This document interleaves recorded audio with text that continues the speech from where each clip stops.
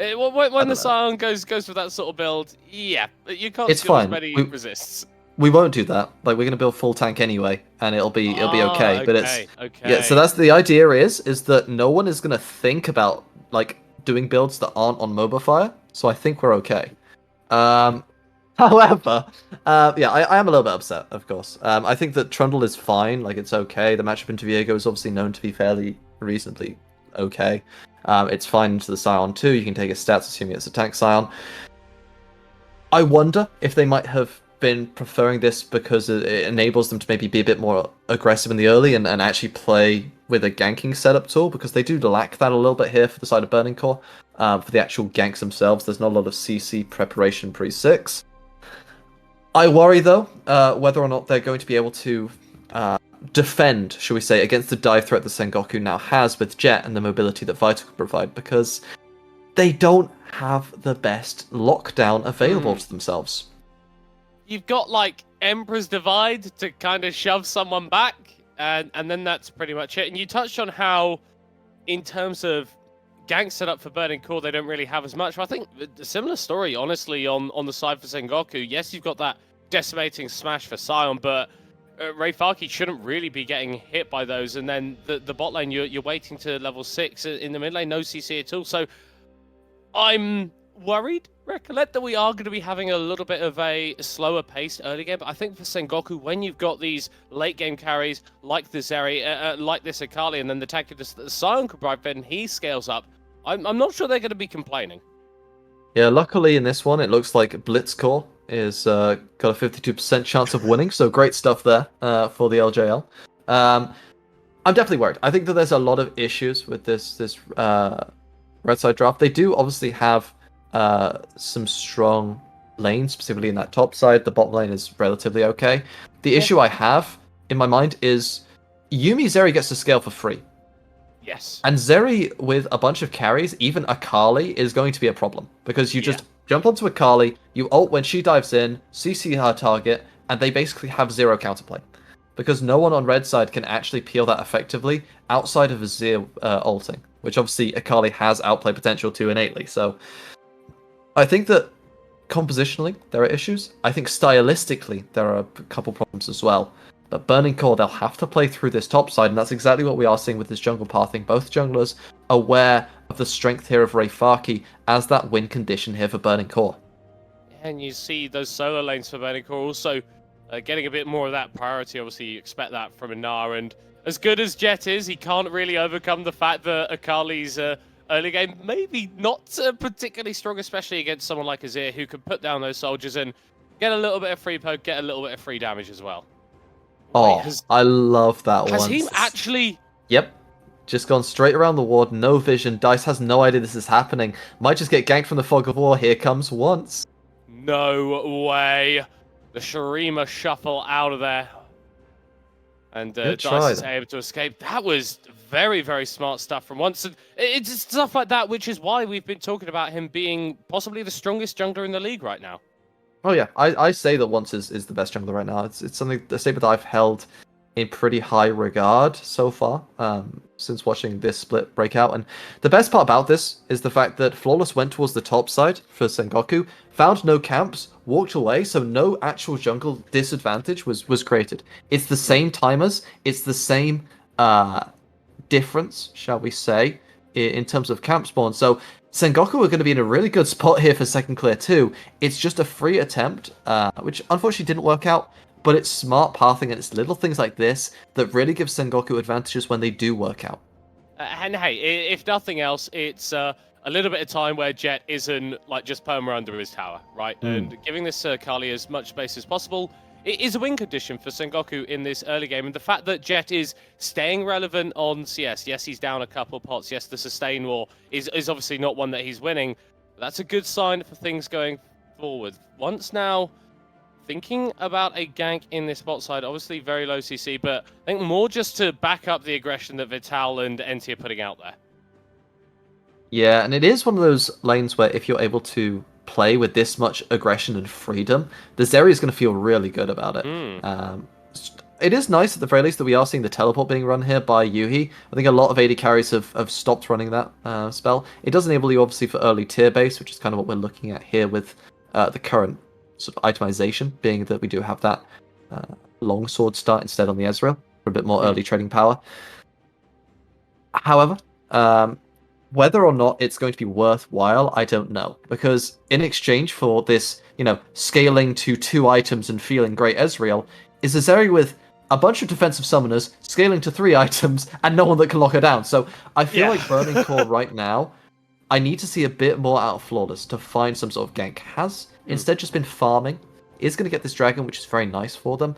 But if you're not shutting out some of these members, specifically obviously Jet in the mid lane and Vital towards the bottom side, you're slowly but surely allowing the itemization to come online for Sengoku, and they start to feel really, really good on their champions. But I think it's difficult for Flawless because these solo lanes have been incredibly pushed in favor of Burning Core the whole time, and well, Yuhi and Loser had the wave basically at Vital and NT's towers for a fair chunk of time in that bot side as well, and Trundle not really a champion that can go for a lot of these proactive dives, much more favored in these skirmishes, like what's going to be occurring with Once here, forcing the flash out of the Sengoku jungler.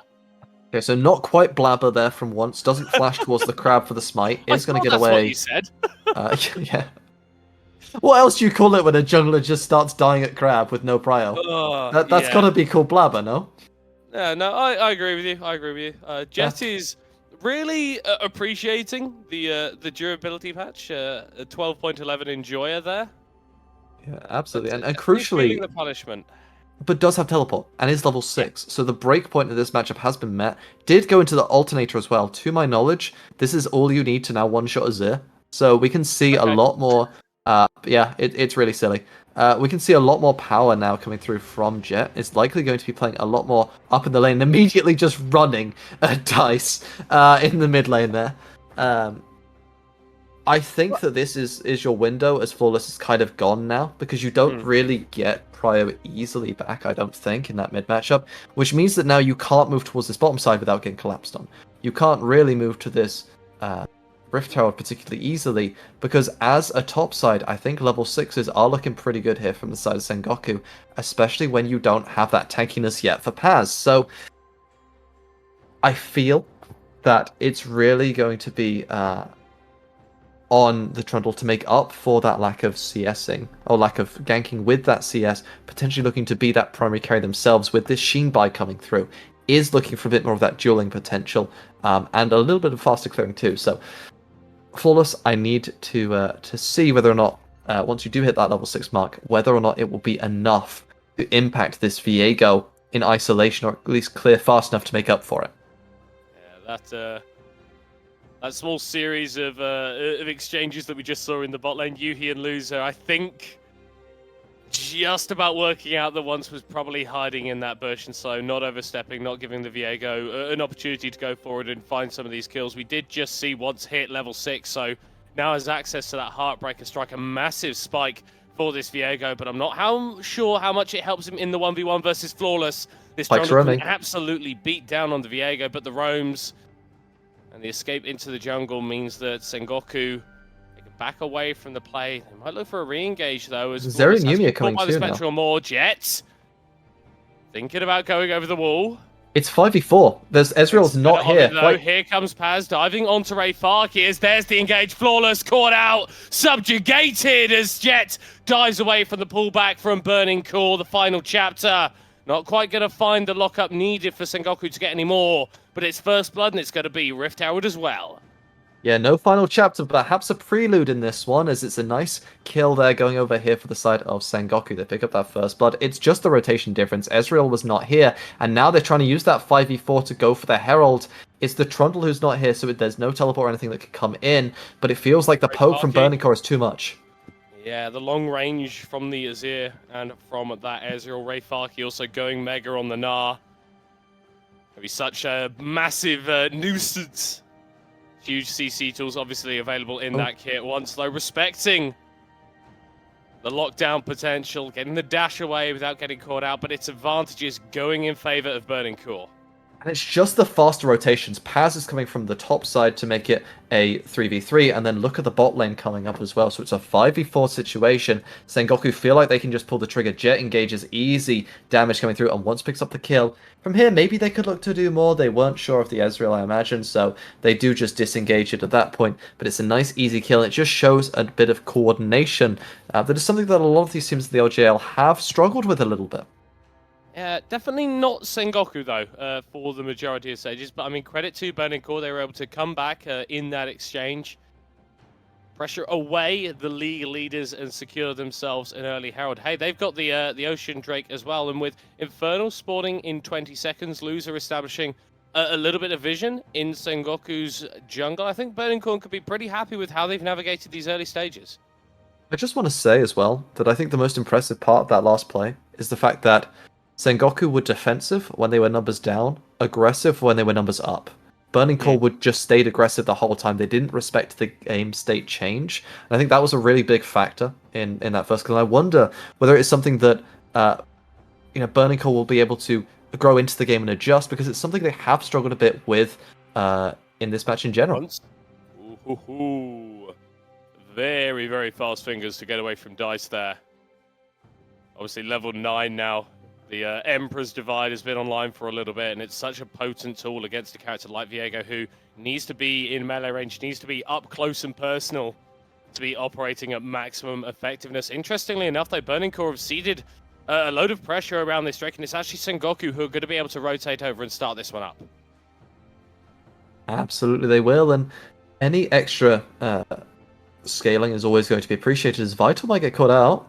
Yeah, Hook back there, still going to be able to dash over that wall, but taking a fair chunk of the early stages. Loser is going to be forced to dash away, but doesn't quite get over the wall. It's way too thick to run through, and Vital is the beneficiary of the enemy support's mistake.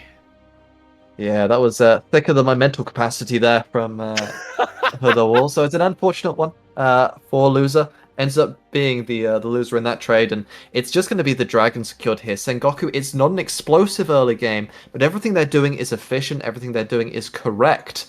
And that's enough, I think, especially when Flawless makes mistakes like this. Yeah, that was a rare mistake from Jet, though, missing with the Shuriken. Still forces the ultimate out of Burning Core's jungler, but the disengage from Sengoku just strong enough to get them away. Rift Herald going to be summoned in the mid lane. A few plates going in favor of Dice and Flawless, but not quite enough to take out this tower. Not quite enough just yet, and it does also create now that window of opportunity where potentially Sengoku can look to do something towards other parts of the map. And yeah, that's just not necessary, is it? Just a bit mean, really. I mean, the Essence Reaver is going to come through here for the side of Yuhi, so at least you do have that spike. Issue is you've now blown teleport, so that's one less of your globals available, at least the advantage one. And the big part about that is the fact that typically, in sort of this mid-game spike, you want your Pyke to just be perma-roaming, because right now, in the 2v2, you are technically winning, but finding the initial engage onto a Zeri Yuumi is very hard, as well as enough lockdown to kill them. So instead, you want Pyke to just roam around the map, impact the top side, impact the mid lane. Ezreal plays safe, and if something happens where the other bot lane roams, you can teleport to answer. And then you're just 5v5, you're fine, and the wave pushes, and they lose CS. So the issue with this is that obviously you are losing that macro advantage, and you're not necessarily enabling your Pyke the way you would want to otherwise.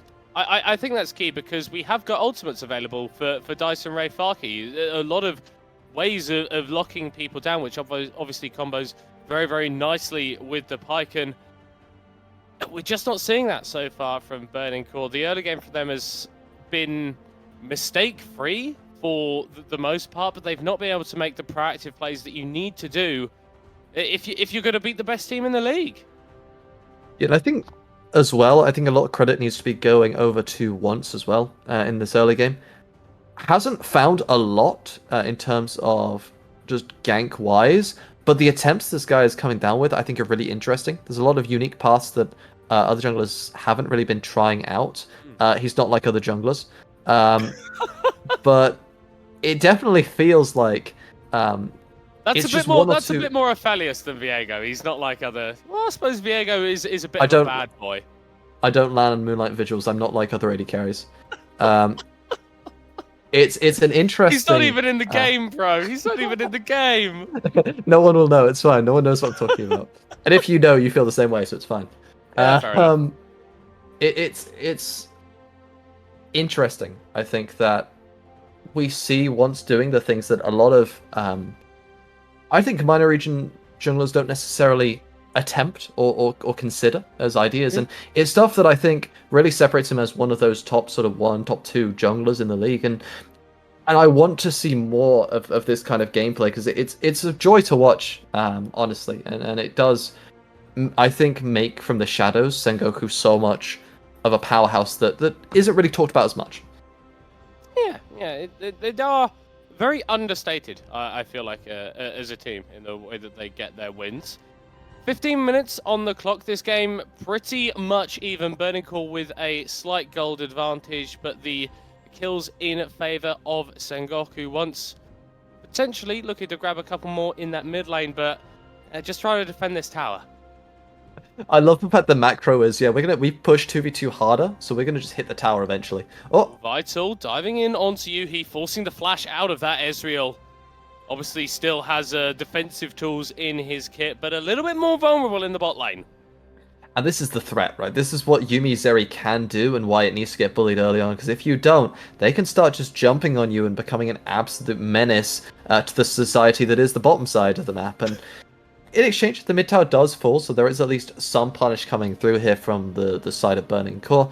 You're not going to get full plates, but at the very least you do get that going for you. And it feels like whilst Sengoku now are starting to scale into it, quietly, Burning Core have been having great games elsewhere. Mid is slowly but surely chipping away. They got CS lead there. Top lane, Paz and Rayfaki have been in complete isolation, but the farm lead is there for Rayfaki. The tower is down as well. This Gnar is kind of the win condition we were discussing in Champ Select, and I feel like Rayfaki has done a great job of securing that Gromp and securing the CS lead in general. But I think the key thing for me is we expected winning bot lane for Sengoku just on terms of the nameplates. We expected that Rayfaki was the sort of player that could actually take it to Paz in the top lane. What I don't think we necessarily expected was that DICE would be able to survive the laning phase against Jet. Obviously, the Akali not the strongest laner, but Jet is always the sort of player that can find those solo kill angles where other players really can't see it. And I mean, the fact that he's lost his mid lane tower really just speaks to how DICE has actually stood up and been counted up against the best player in the league. I think it's less about surviving and more about thriving in the lane, actually, because that CS lead isn't a small one. The tower damage difference is massive, and it's going to create a bit of a difficult state here for Sengoku, because with the Herald already falling, it's quite hard for their composition to actually break through these towers. They don't have a lot of range, they don't have a lot of siege potential. It's all on winning a team fight and then charging it in afterwards. So Sengoku, whilst they are stacking up dragons, they're also stacking up a bit of a debt in terms of gold. Yeah, and a Cloud Soul is great when you're able to sort of move around the map and really pull your opponent apart. But I feel like Burning Core, with this composition, especially with the Azir, you can kind of just stand at towers and wave clear ad infinitum. So the ability that Sengoku have to actually force plays onto Burning Core, I think, is much less as long as those structures are still on the map. Yeah. I think also with Dragon, the Cloud Drakes and the Souls, it really depends on the type of composition you have, right? Because sometimes it's looking like a Cumulus Nimbus, and sometimes it's looking like a piece of cotton in terms of how much damage it's actually enabling you to deal. So I think it's not exactly the greatest in the world, but it is good, obviously, for the Akali. So even if you allow the Drake stacking, it's not terrible for Burning Core. I think them having their gold right now on their mid-game spiking Ezreal, their mid-game spiking Gnar, their Azir that can do things later but is also very good on 2 items. Fighting around this timing is going to be great for Burning Core, so just delaying until you get to those 2 item spikes on everyone where the components are completed is really your best bet to just really snowball the game. Yeah, I mean, I'm looking at Yuhi's inventory, that Caulfield's Warhammer, and the tier oh so close to 360 stacks. So once that item gets completed into the Manamune, it will straight away transform into that Mirror Mana. And yeah, that's that 2 item spike that you're really talking about is a power point for the Ezreal. The only issue with this Ezreal build is that you aren't going to be going Divine Sundra now. So you are going towards those more lethality-based items, which means that chunking through things like the Viego later on, but more importantly, the Scion is going to be a bit of an issue, especially when you have the healing network of Yuumi. I am wondering how well Burning Core will be able to play those front-to-back team fights when they do have these more burst-centric builds on both of their primary carries.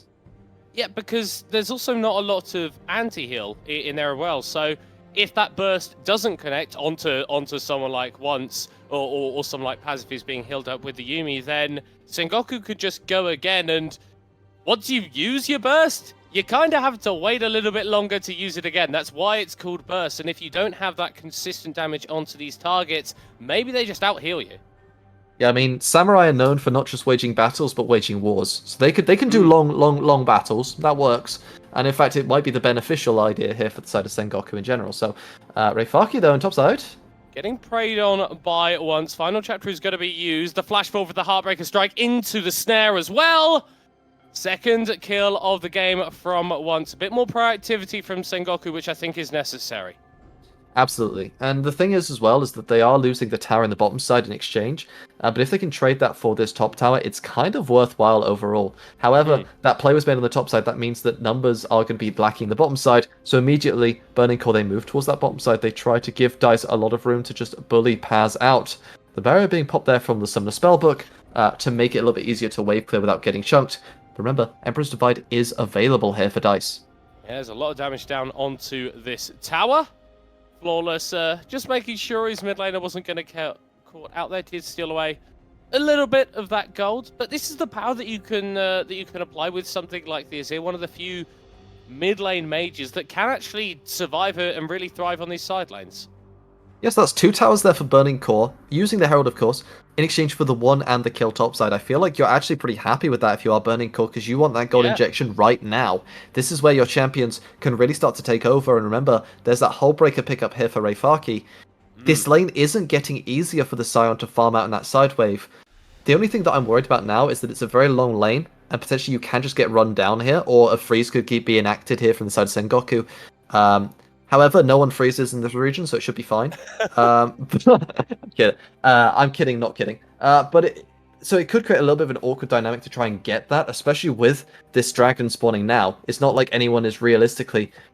you can't step that far up in this situation without potentially getting ganked by other members. So I like the fact that Burning Core, they are rotating down towards the dragon. They're prepping it correctly, using that Azir turret to give yourself that push easily.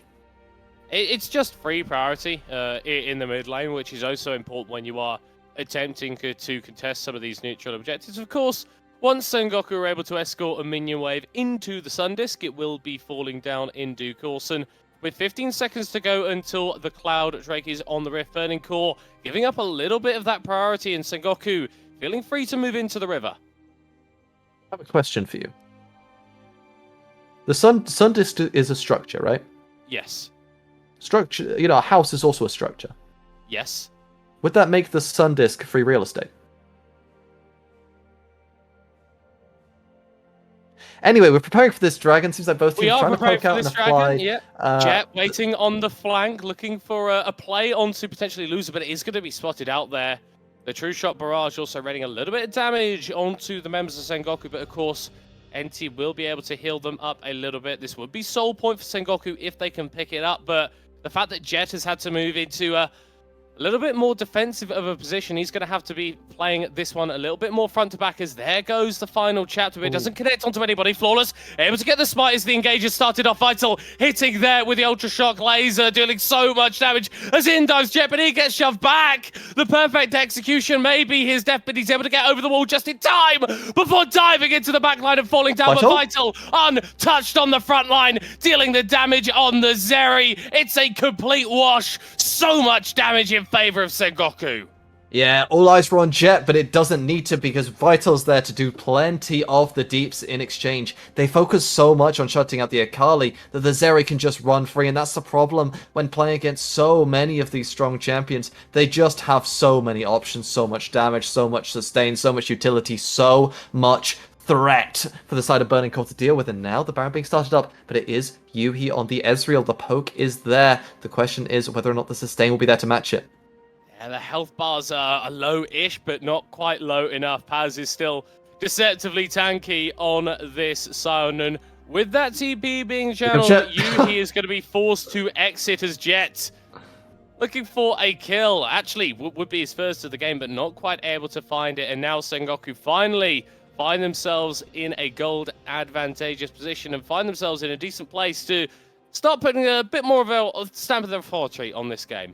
So I like the attempt here from the Yumi, but the shuriken flip ends up missing, so Jet can't go in properly. And from here, it's just a case of kiting it out slowly but surely. Flawless, blinking health bar has to flash away, and from here, there's no real frontline. You're reliant on that Emperor's Divide, so once that cooldown is down, as well as this Mega Gnar, there's nothing to stop the Zeri. You can just free hit easily here as Vital, and that's all that needs to be done. The damage is starting to come through. It might be a little bit of a pea shooter, but eventually 1,000 cuts will hurt, and it's plenty in the end for a triple kill for the Zeri. Yeah, solo 1,000 Ps. I'm telling you, man, if someone shoots 1,000 Ps at you, eventually you're going to be getting injured. And that's the philosophy that Vital applied in this fight, and it went pretty well for him. Now 3 items on the Zeri. Right? Those Ps are going to be coconuts fairly soon, and I'm telling that you, sounds those, like Socrates. Those really hurt. Socrates be like, peas are coconuts. Yes. Banger. Behold, a man. Behold, Dynamo. Magician impossible. I shall turn your peas into coconuts, and I shall turn your towers into gold, says Sengoku, as they're slowly but surely using that Baron buff to whittle away. And we did mention that there were some issues with getting down that mid tower. Well, they might not be able to siege, but the cannon could do a pretty good job of it, so they're going to be able to get that one. It just feels like it's all about getting that little bit of Bitcoin, that little bit of Dogecoin, that little bit of other coin to get themselves. That's my currency, by the way. Don't at me. You know, they're just trying to get as many structures as they can to get that gold, just to get themselves financially stable for their next fights. Well, if you're talking about financial stability, I feel like Bitcoin is probably not a word that you should be uttering. That does have a tendency to crash down, as does Vital, who's been looking really, really clean on this Zeri 4-0-1 700 gold bounty. And as we saw in that previous fight, Burning Core, they don't really have a way to reliably deal with this pick. Yeah, it is an issue, and I think that it really creates the important AD carry dynamic, which is the idea of cooldown tracking, right? If you are on the side of Burning Core, you have to match Akali and Zeri and maybe Viego too, right? These are your 3 big threats, and you need at least 1 CC for all of them. So what options do you have? You've got Pillar, which is You've got Hook, which is And then aside from that, you've got Emperor's Divide, Gnar's Kit. That's it, basically. That's all you've really got. Yes, Pikey, but we ignore that. So it creates a dynamic where you only have realistically 2, maybe 3 of your nice abilities to mark 3 players. Which makes things very, very difficult for the Burning Core frontline to actually deal with what Sengoku can provide when they do try and dive in. And this is why we have issues with the Pike when we get to these points in the game, because everyone's a little bit tankier and you are absolutely not. It's where the stuff like the Nautilus is really, really important, so you can just get that guaranteed snap engage. I think as well that the Pike is kind of... It's a blessing and a curse here for the side of Burning Core, because it is a curse in regards to the fact that you don't have that CC, you don't have that utility that a Nautilus, you don't have that ease of execution that these sort of other engaged supports can provide. But what you do get is stonks. You know? you do have that ability to suddenly just... he's like a leprechaun. Recollect, this is sounding like copium right now. Burning Core have 1 kill, and if there's anything that I know about Pike passive... I was talking about Bitcoin and Dogecoin. I'm only on Hopium. That's all I've got. I'm not taking any financial advice from you. Neither do I. Anyway, what I was going to say... I'm just picturing, like, Homer Simpson, like, money could be exchanged for goods and services. Like, wow, holy moly, I'm learning a lot today. You know what also you can learn? That they need to create a St. Patrick's Day themed Pike skin. Because I'm ready.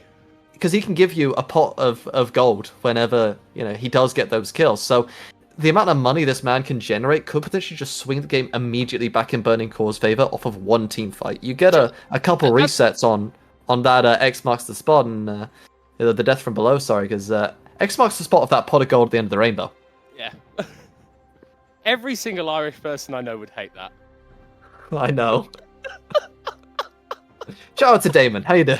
Yeah, and every single Boston Irish person would love it. That's how it goes. Shout out to people from the better Boston. We love you here. I like the fact that we're on an English broadcast of a Japanese league talking about the differences between English and the US Boston, as well as the Leprechauns. Only here, ladies and gentlemen, do you get this level of content. It's a very, very specific subset of people that are going to appreciate. We have a specific set of skills. Really? Is that what we're calling them now? Okay. 30 minutes on the clock. Game is still relatively even, although Sengoku definitely have gained some decent advantages for themselves, sat in that soul point, that Baron spawning in a few minutes as well, and they're going to likely have the priority around that. But Burning Core, they are starting to scale up. This Gnar at 3 items, this is here at 3.5 items, and Yuhi completing that Sharilda's grudge as well. They're definitely behind, but they are not out of it.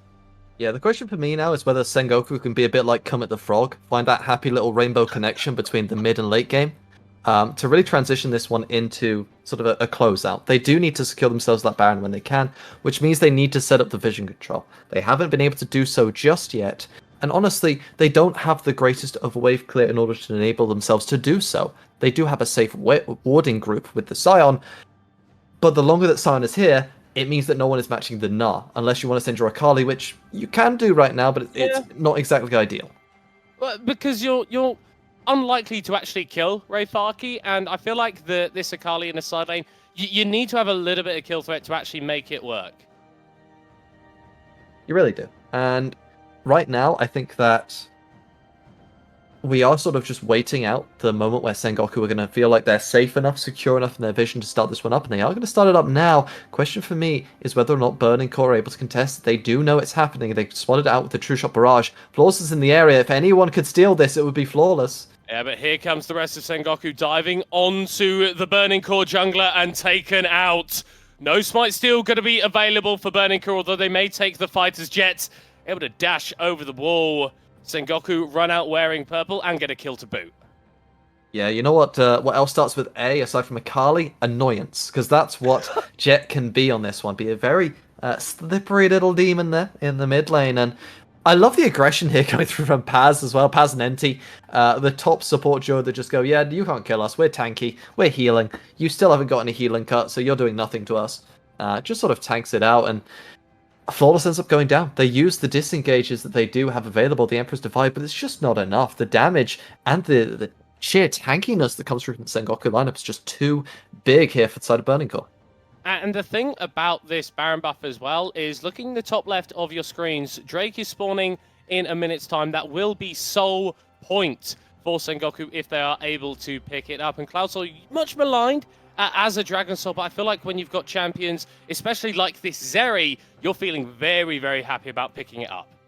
Flawless was just getting shredded there from Vital. I mean, it's a 4-item Zeri versus a Trundle who built Knight's Vow second. You know this guy is going to get absolutely destroyed in these team fights. And yes, you can take away the Scion stats to an extent, but is it going to be enough to tank out in these front-to-back team fights? I'm not sure. I feel like we're preying on a miracle here for Burning Core, and that has to come through Rayfaki. Problem is, if you're going Hullbreaker, you're not getting as great stats for when you are in these team fights. It very much feels like Burning Core are sort of trying to play in multiple directions. Like, you touch out those 2 items. The Knight's Vow is an item that says, I want to stay near my carries. I want to be this, like, shielding force of them. I want to protect them in the team fights. But the Hullbreaker, much more concerned with side laning and applying pressure that way. So Burning Core not really generating a cohesive identity with their itemization purchases, and possibly as a result of that, possibly just as a result of the pressure that Sengoku have been applying for the last 10-15 minutes, Soul is going over without even a whisper of a contest from Burning Core. And it feels like Burning Core, they need themselves to win at least sort of 2 fights. If they can get themselves a Baron steal, or maybe play for Elder, this is a potential way back into the game for themselves. The question for me is, will the broken clock strike twice? Yeah, I'm surprised by this lack of proactivity, honestly, from Burning Core. That's Well, all our criticisms of this team in spring was that maybe they tried to do too much at points that ended up biting them in the arse, but this game has been really defined by Burning Cool's refusal to push forward and to really take it to Sengoku. And we can see that Sengoku absolutely free to push in this bot lane. The wave clear that DICE is putting out is significant, but if Sengoku can start working on multiple lanes, well, that Azir can't be everywhere all at once. Yeah, and crucially, it feels as though Burning Core are lacking in that damage department. They had their 2-item spikes, but the game was very passive in that state, and it felt like now they're entering a state where this Zeri is permanently online. The damage from Vital is just humongous, and this Akali is 4 items too. It feels like if you look at the carry itemization, Sengoku just hit a little bit harder, so we need to find a Dream Engage. Does that mean that DICE looks for something now that this Zhonya's is online? Maybe you get a shuffle, maybe you play off of something like this, but when you get hit like that, oh, it hurts. Yeah, but you need to do something. You can't just keep bleeding out these advantages as Jet diving into that Shroud on the side lane. Well, I mean, I imagine that Burning Cool's aspirations are a little bit higher than V3. That's true. That is true. It definitely, if you do want to come back into it, you've got to find something. To me, maybe it's a case of now we just farm out for Ezreal 4 items, we farm out for Gnar 4 items, and we just try to play for a steal at Elder. The problem is that Sengoku don't seem... There's 2 teams in the LJL that don't allow flips. It's DFM and it's Sengoku. There's a reason why these guys are the top 2 teams right now. And if you go for a 50-50, it's not actually a 50-50. That's a fight about to break out. And you know what? It's interesting that you bring up DFM, because this is kind of reminded me of the first game of the split that we saw from Sengoku versus DFM, where they somehow managed to win a game versus DFM without anyone dying. It was a very, very similar style to this. It was Sengoku utilizing the pressure that they had. Their opponent maybe playing a little bit too passive at points, but fundamentally, Burning Core don't feel like they've got anywhere that they can engage and force an advantageous fight, similar to how DFM felt on day 1. And it also feels like it's a really good sign that Sengoku isn't that reliant on one style. Ooh, final chapter, gonna buy a bit of time. So much damage onto Flawless! What the bloody hell was that, Vital? Disgusting amounts of damage done, as the Gnar is going to be falling down as well. Burning Cool, they opted into a fight, but it goes horribly wrong. A triple kill for the Zeri, and Sengoku, they just needed one fight to end this game. Yeah, I mean, lightning doesn't strike twice, but I can tell you when Zeri does this much damage, it doesn't need to. That was plenty of damage out of Vital. Jet gets 2, so finally on the board in that one, and it's just a little bit too clean here for the side of Sengoku. Burning Core, they thought they had a window. They thought they found something, but the only thing they found was the Nexus being blown up. Sengoku continue their winning streak into the double digits with their 10th dub of summer. I think this